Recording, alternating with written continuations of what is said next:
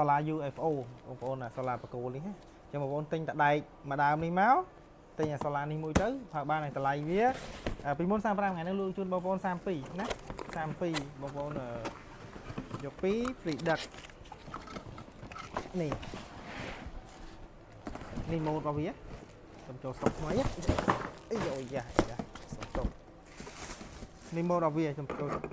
ស្តុកថ្មីចឹងសម្រាប់ការតឡើងបងប្អូនដោត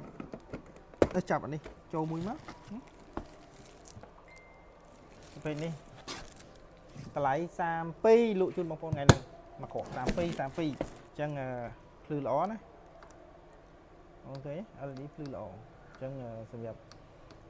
បងប្អូនត្រូវការចាប់ឆាតចូល page ឬក៏ Telegram ដើម្បីបញ្ជាទិញខ្ចៅ tele ថ្មមានមកគ្រប់អញ្ចឹងបងប្អូនទិញតែដៃម្ដងខ្នាត60មកខ្ចៅនេះយើងមូ3កូន3ប្រឡោះនេះអញ្ចឹងបងប្អូនអាចចាប់ប្រើប្រាស់បានហើយប្រភេទ solar UFO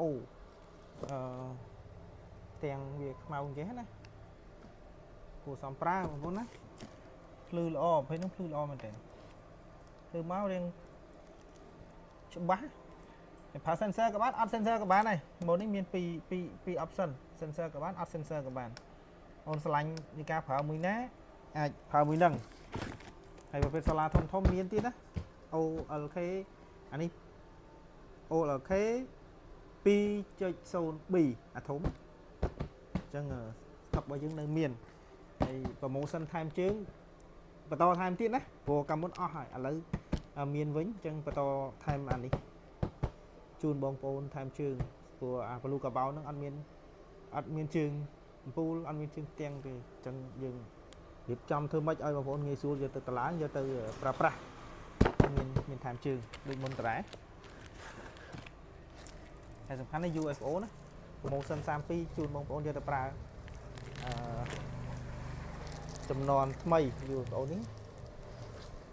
LED វាអញ្ចឹងហើយរូបរាងបែបហ្នឹងຂະຫນາດ